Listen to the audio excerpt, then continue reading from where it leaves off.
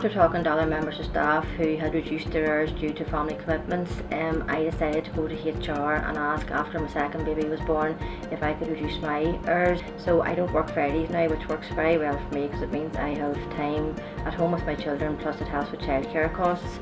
It works out well because I work my late evening. I'm still able to get my work done, and there was an arrangement of somebody else covering if need be on a Friday for me, so it's all worked out very well.